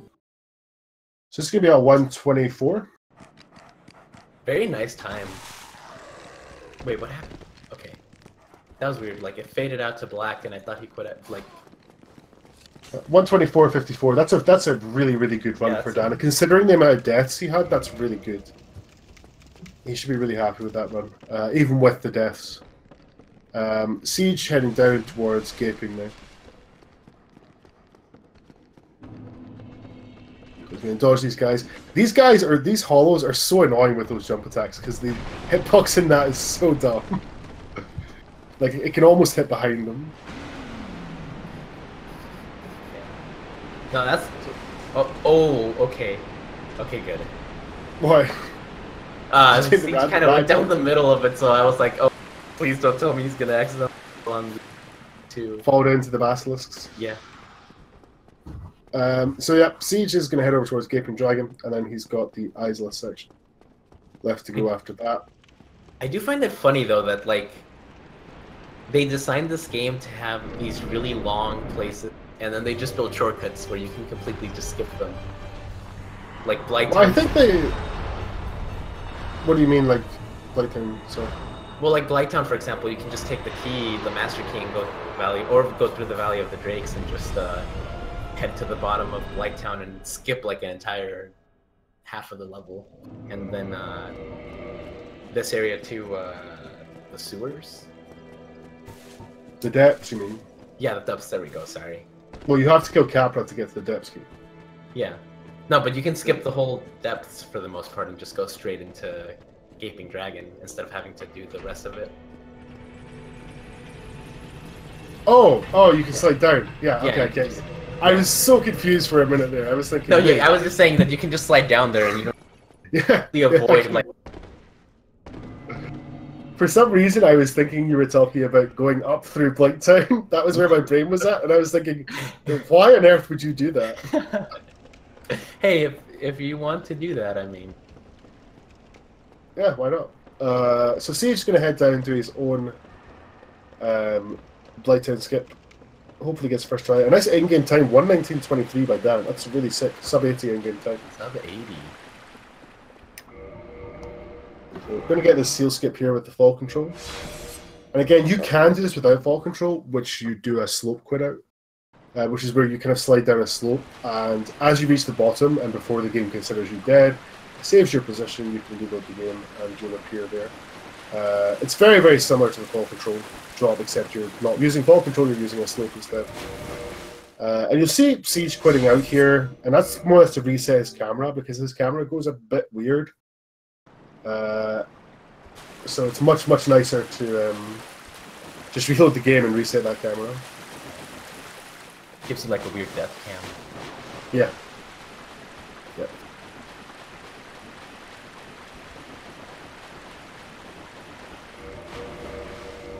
So I'm going to quit out here. Is this for positioning? Oh no, this is to load Quailag's domain, isn't it? That's what it is. Yeah, I think so. Because it doesn't spawn otherwise. It doesn't spawn otherwise, so you have to quit and reload to more or less spawn in Quailag's domain, which is where Siege will be dropping or jumping to. Now he has to wait here and do a couple of inputs. That was super clean by Siege. That was a really nice one. Yeah, really nice Blighttown skip. And he's going to head down towards Quailag. You basically just skip all of Blighttown with this, and you just load up right at the Quailag boss fight. So Quailag's pretty simple with Darkbead. You just press R1. That was a little bit scary, but it's a bit of Siege plays. What are these YOLO Siege plays, man? Yeah, Siege is not caring anymore. That's what it is. He's just like he's gonna go out in a ban, because I believe this will mean that Siege is eliminated from the tournament. Yeah, this is a second loss, unfortunately. Yep, because we're in the losers round with the lower bracket. Okay, he did fall. I wasn't sure if he... Ah, he'd be fine. Siege is a pro. He can dodge fall damage. Yeah. Plunge all damage away. Yeah, exactly. Why not? So yeah, Siege is actually he's going to be eliminated from the tournament here, unfortunately. And who is Danflesh going up against? Oh, speaking of Danflesh, maybe he wants to take the interview. Yeah. Shoot him a message. We can get him in. Yeah, so Danflesh will be facing Capitaine or Master.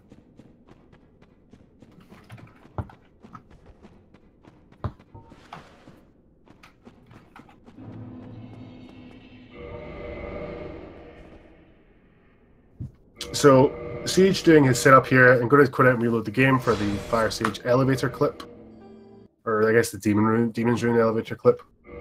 And yeah, I'm going to keep quitting out. And you can see yourself if you look at the elevator in the bottom or the ground at the bottom of the screen. You'll see it kind of flash in. It won't be there, and then it'll come in. Like it'll just load straight slightly after.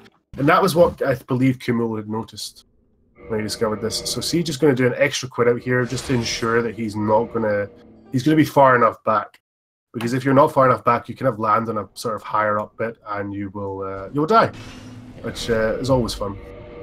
That dreaded branch. Yep, the branch is awful. So yeah, Siege killing Fire Sage, going to head over to Centipede, and he's just got Centipede, Bed of Chaos, and Gwyn left. So not too much left for Siege, and.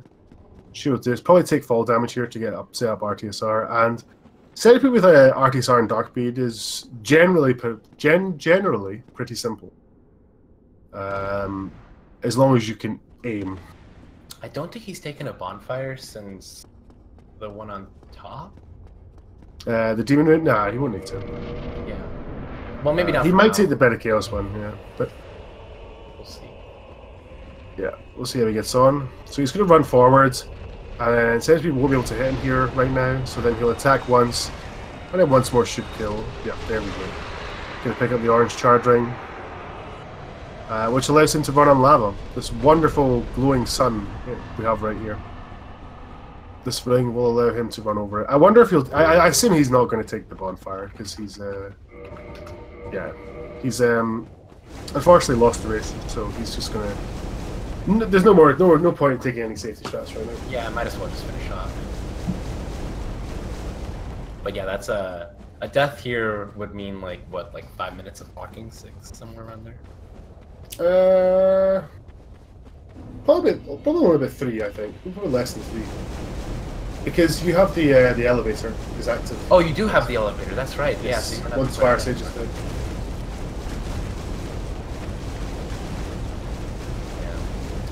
This lava, very I don't even know. I'm past. So you cut out there, Nibby. What did you say?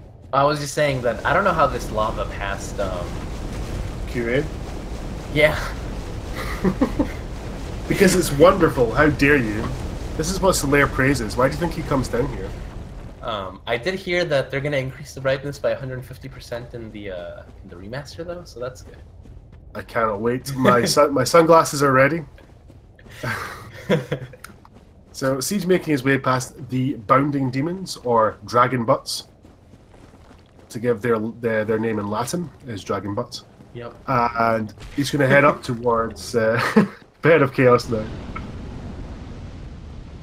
and perform the well, it's not really a glitch, I guess. It's more or less just the strat. Yeah, an exploit or something, I guess. Yeah, of killing Bed of Chaos with the firebombs. Gonna dodge that Chaos Eater. I believe they're called Chaos Eaters, right? Something like that. Yeah, and then he's this is probably the last scary part. Oh, okay, that was close. Yeah, and he's doing it that with that attack pump, can be so, scary. Yeah. Yeah. Fire Whip does a lot of damage. So, yeah. Gonna head down and get rid of Bed of Chaos. Did you message Danflesh? Yeah, I did. He said he'd rather wait for. Yeah, that's fine. I thought he might. But it's good that he's going to be available. Yeah, no, he said he would join. Yep, dodge the undodgeable Fire Whip attack. Interesting. I'm wondering why he equipped Oh, is it for the extra cast? What? He equipped the Dust Crown ring, Yeah. and I'm wondering if it's just for the extra cast. I have no idea. I wasn't really paying attention when he did it. But he's I must have been that. It's for Ceaseless. No, the extra cast on. Oh, he still has Ceaseless to kill. Of course. Yeah. He still has Ceaseless to kill. Oh damn. Yeah, I forgot. Oh, that's about that. smart. So then he equips the ring there, and then he just. Yeah, he just unequips it. That's fine. I forgot. I thought for some reason he'd kill Ceaseless. I see. So yep, Siege. Unfortunately, sorry, he still has Ceaseless to kill. I thought he had killed. I honestly completely missed the fact he didn't have Ceaseless. I think because Ceaseless is kind of boring. Because all you do is just run and then press R1, and it takes about 2 minutes to get over there. It's insane.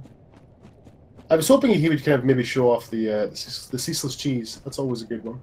Yeah, that's a fun one.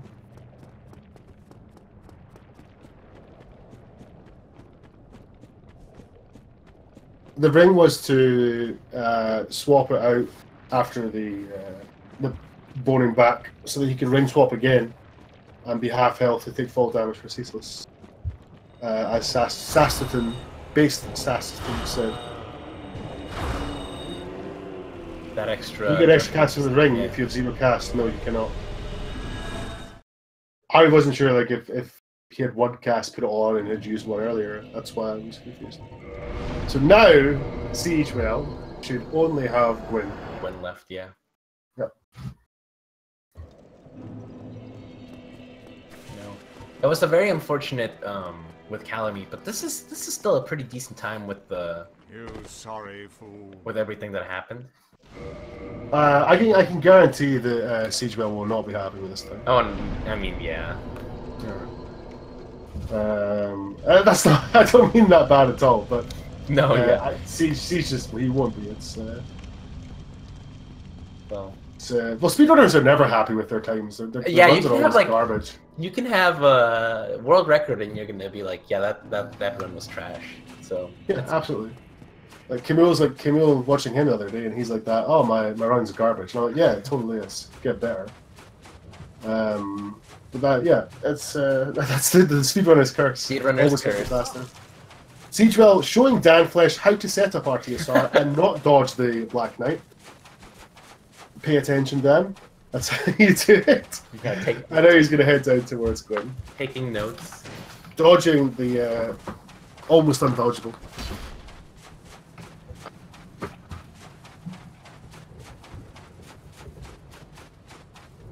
And it looks like so Sage shouldn't really have much problem here. The next guy can be a little scary. He has 1 attack which can be super scary trying to dodge, but more or less you just kind of roll this guy anyway just to be safe. Siege not showing me how to do it properly. So he's showing Dan how to do a part, showing me how to do it properly. Newbie, do you have any trouble with the last 2 guys? Maybe he's going to show you something. You know, I have trouble with the fog gate, so maybe he'll show me how to deal with it. Oh, okay. Look at that, dodging that guy, showing somebody else how to do it. Yep. Easy Black Knights. There is a crazy meme here where the Black Knight can kill you through a fog gate even before you roll. But Siege did not get it. Alright. 1 dark bead. 2 dark bead. So you've learned how to do the fog gate properly. There we go. Everybody learned something today. There we go. We've all learned something. So Siege gonna finish his run with 138. 36. 36? 33 is what I was going to say, but yeah. Yeah, very good. So yeah. Very good, the both of you. I'm so much fortunate time losses there. Let's see if we can pull these guys in here.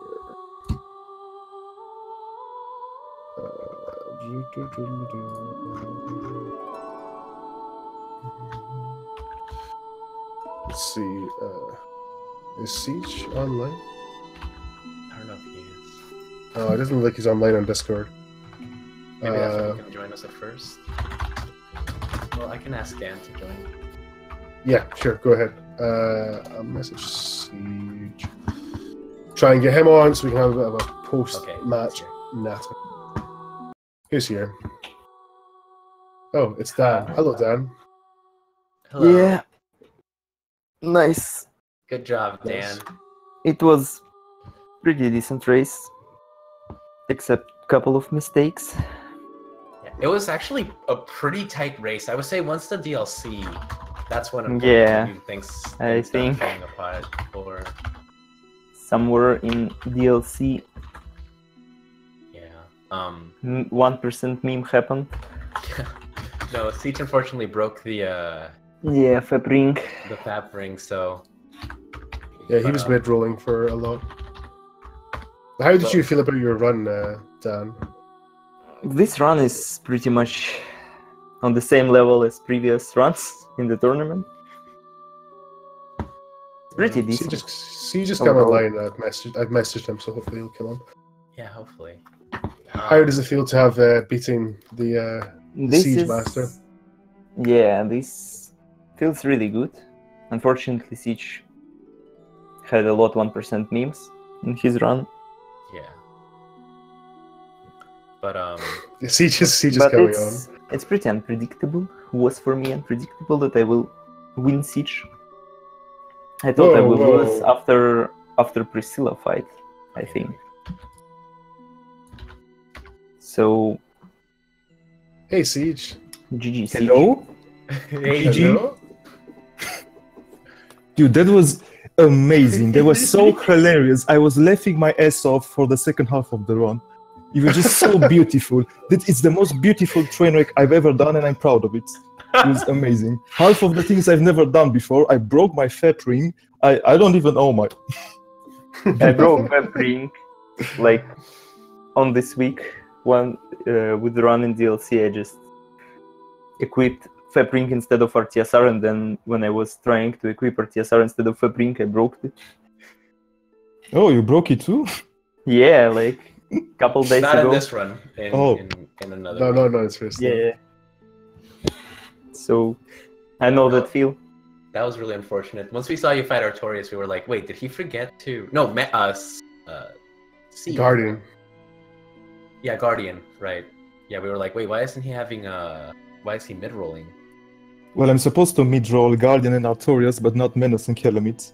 The problem is with my ring slots with ESM, after I accidentally equipped my Fab ring, it was like, well, I either keep it and I fast roll, and I just like get destroyed by sorcerers in DLC because I don't have enough int to one-shot them and stuff, and the melee guy, or I just destroy it and do mid-roll Menace and Calamite, which is supposed to be very easy, except that Yeah.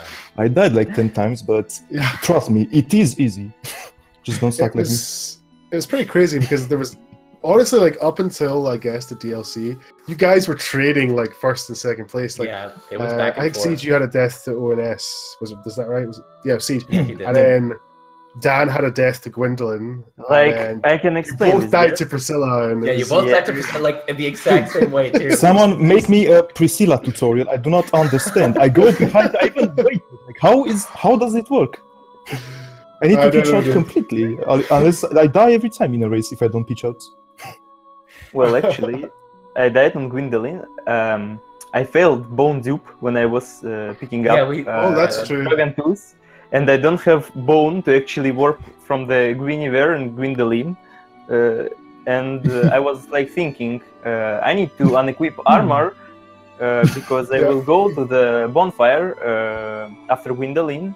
It's better to yeah. unequip armor in boss fight, and like I saw that Gwendolyn does soul mass attack, and I was, okay, it's time to unequip armor, even with the fact that I don't have RTSR set up yet.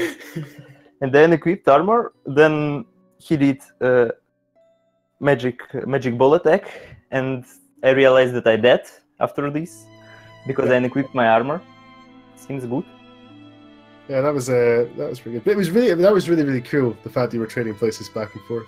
Yeah, it was really fun to watch. Unfortunately, that does mean Siege that you're out of the tournament. Unfortunately, and danflesh. I'm dead. It's okay. danflesh does progress on. He's going to be facing either Capitaine or Master. How do you feel about that, Dan? Pretty much the same as it that I was facing Siege, Monk-KS. Anyway, Yeah, that should be good. so I think I will face Capitaine. Sorry, Master. But Dang. Dang. race against Captain I mean, you just beat won't Siege, be so easy. anything can happen. Well, I beat Siege not because I'm really good, you know. So No, but that was definitely a fun race to watch. Yeah, it was really good. I enjoyed it. Well, And, my track record then is 122, 123, then 135, and 138. Consistent. yeah, consistently getting higher numbers. It's great. Really, Your next run will be like a 146 and then 154 and then. I'm glad that Siege at least lost to male Draker. Yeah, exactly. At least I. keep that to the That's respect. an honor was- to lose to male Draker. It wasn't superior Male Draker though with ESM. So Yeah, that is true. No, it was superior male Draker, not a meme Draker, you know? Oh my dog. if you guys have anything else to say before we wrap this up, I just want to formally announce my official retirement from speedrunning this game. nope, never. Please. Feels bad, man. We'll see you next year or next time.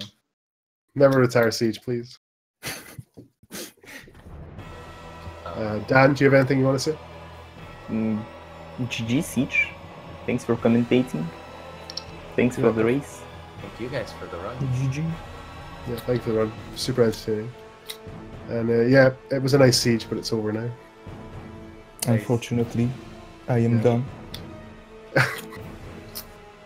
Siege will never come back until he gets triggered out of retirement. Right, I think there's nothing else to really add or talk about unless you guys do. But if that's it, I think I'm gonna have to say goodbye for us. Actually, before we go, just to announce that we have the races. We have another race tomorrow. Unfortunately, none today at 10 a.m. EDT with Alibaba versus Pink. And then my co-host Wolfie will actually be going up against Lucida on Friday at 12 p.m. We'll be destroying Lucida on Friday. Yeah, I must face Brute. It's my destiny. Well, there you go. So look out for those matches. But yeah, thank you to my co-host Wolfie and to the racers for the fun race. Yeah.